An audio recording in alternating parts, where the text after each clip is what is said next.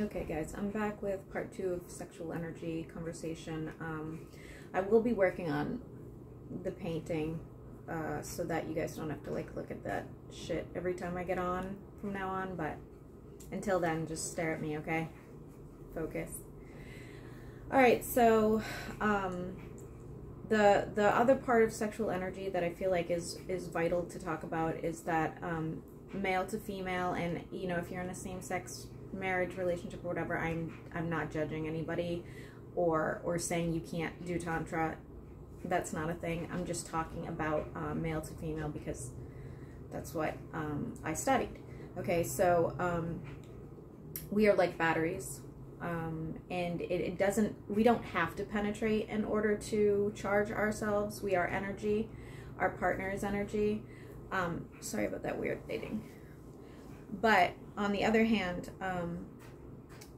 when you do have penetration, the longer you can keep the penetration, the longer you can keep the energy going, the higher the vibration, right? It's a euphoric feeling, hopefully, when you're having sex with somebody, but it also can be very damaging. You need to be careful with who you are having energy exchange with, okay? That can be, like, literally anything. Where is this, like, weird fucking leg coming from? I'm sorry. It was annoying me. Anyway, to get back to what I was saying, your partner has to be energetically the same as you know, but I think that that's just natural. Like, we are not going to be attracted to somebody whose energy, well, hopefully, we're not going to be attracted to somebody whose energy is below ours. So it's probably equal or higher, okay? So that doesn't mean that this person can't have a negative effect on you. Somebody who struggles regularly with depression can also cause depression in you. Somebody who struggles with anger issues, somebody who struggles with, you know, it doesn't really matter what it is, but you know, there's a laundry list of issues we could talk about, and everybody has issues. I'm not saying that either, right? Like, I struggle with depression. Does that mean people shouldn't have sex with me? Actually, that's exactly what it means. but you know, so I really feel like in this day and age, sex is more of a hobby. I feel like sex is also an outlet, almost like a drug, okay?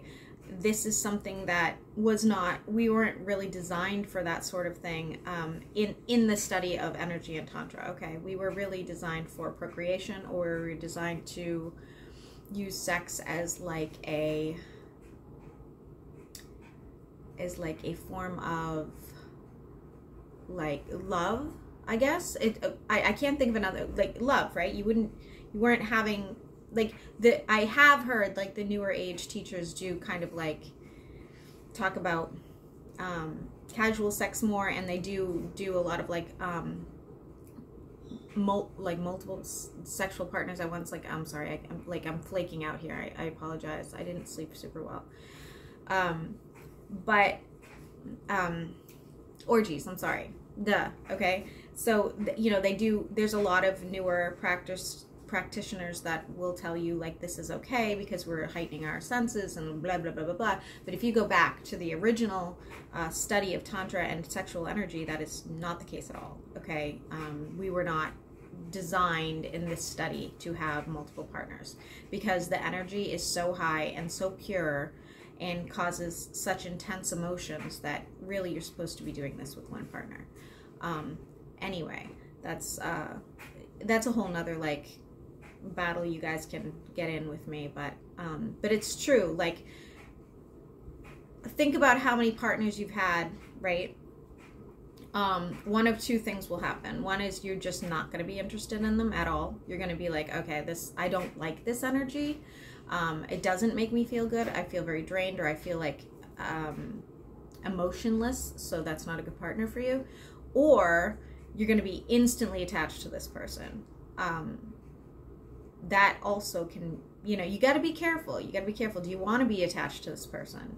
Do you want to continue to have relations with this person, or do you want to risk being, you know, hurt eventually or rejected eventually? Because that does happen, obviously, more than not, right? So yeah. So I'm sorry, I'm really, really tired. I really need more caffeine. So that is a conversation, I guess, that, you know, I have like sort of like this theory on cheating, right, on your significant other. And it's fine, like, if you guys know, you know, that you have multiple partners and you've discussed it and you're open with it, and like do whatever you want. But when you are in a committed monogamous relationship and you cheat on your partner, the energy definitely will shift. The energy will 100% change. Coming from somebody who is married to cheaters, I will tell you that you pick up on the subtle energies of something being very different. And being an intuitive person, I had I would say almost like a animosity towards him before I even technically found out. Okay, so that was a little bit strange. The other strange thing that I noticed that I was doing was, for maybe 4 or 5 days prior to me discovering that he was with other women, I had been crying in my car alone for no reason. Absolutely no reason. I just thought, oh, I must be under a tremendous amount of stress. This is how my body deals with stress. This is not unusual. But when I look back on it, my life wasn't so stressful that it should have caused me, tears every single night. It was kind of bizarre. So, back to the whole battery charging thing. So, the reason why we want to not always ejaculate is because once you charge your battery, it'll last longer if you're not ejaculating, obviously, right? Because then you're draining your battery once again. When you choose your partners to have sex with, it's best to have a partner that is very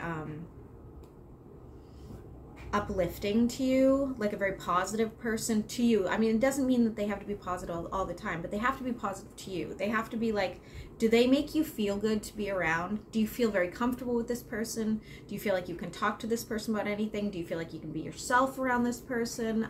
Does this person make you feel sexy? Do you like being sexual with this person? These are all really good questions when you're getting involved with somebody, obviously, right?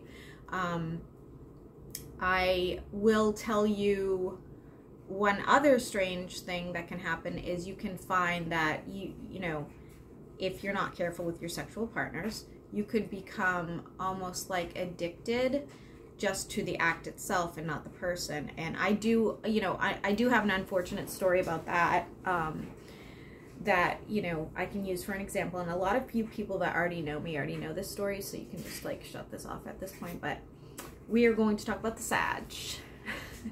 The Sag that comes back during every retrograde. I'm sure, hold on, it's about time. We'll be hearing from him any day now. So, as you guys know, I very briefly dated this Sagittarius man. I never call him by his name. He is known as the Sag. He found it super disrespectful. Everybody knows I do this. All of you that know me personally know I do this. You all have a sign. I probably refer to you as your sign unless you are a Taurus, because I know too many of you. Or there's one other sign I'm trying to think. Now my Sagittariuses are all numbered. Okay? Judge away. It's okay, guys. I don't even fucking care. Okay? But luckily, let's see. Oh, I do have select friends I actually don't refer to. I do have select friends. I'm thinking about it now. Arnold, you're not the Libra. Don't worry. Mark, you are the Cancer. I'm sorry. That's a real thing. Anyway. Anyway.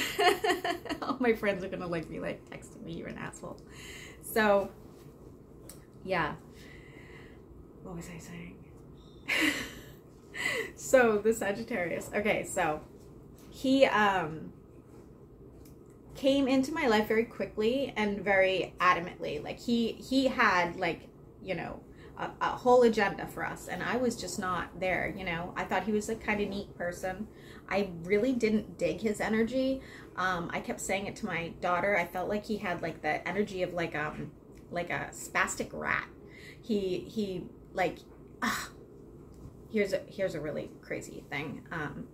Is after, you know, I don't really, maybe I shouldn't get into like exactly the details of how we got intimate because it's like making me look like an idiot, but like basically it was sort of like a pity fuck. It's okay, you guys, like whatever. I felt bad for him, and like that's how I healed him. Okay, so anyway, I just remember him starting to like come to my house and like be in my bed, and I would wake up and be like, fuck, why is he still here? You know, that's a terrible sign. You should not be with a person that you like wake up next to and you're like, oh my God, why are you still here? Yeah. So I ended it like a number of times, and somehow he would keep crawling back. And like, here's the thing, that wasn't his fault, that was my fault. Okay, and why was it my fault? It was because I started becoming addicted to his presence, his energy. I got used to it. It was easy. It was like he was like very much like a kid. He was easy to be around, you know. Not easy as in like his energy wasn't great, like I said, but easy as in I didn't really care what he thought about me. He didn't have any effect on my life, so therefore it was easy having him around. If I wanted him to leave, I could say so. If I wanted, you know, him to come, I could say so, you know, like whatever it was just like it did not affect my life. But once it ended, like sincerely ended and was completely done, right? Because now I wanted a relationship with somebody, and not him. Then it got a little weird, because then I started like thinking about him, and I started missing him, and I didn't like him enough to be going through that. But you know what it was? Like, it was the sexual tie. It was the energy that that is created once you have relations with somebody. And that's why you have to be super careful. Like, you really truly have to be careful, guys. Like, it's a real thing, you know. And you don't have to listen to me. This is just my opinion. I say this to the younger people, like especially my teens and stuff. Like, beyond pregnancy, beyond STDs, there is an energy tie once you become intimate with somebody, and you have to know what you're getting into. You have to be ready and prepared that you may not want this person to go away, and they might, you know, anyway, or vice versa. So anyway, I think I've rambled enough for now, and my dog won't leave me alone. So I'm going to probably go feed her and get my day started, and then I don't think I'm going to do any reads today, but if I can think of something to get Lou on with. She didn't want to get on yesterday with me, so if I can think of a reason to get her on today, I will. Have a good holiday, guys.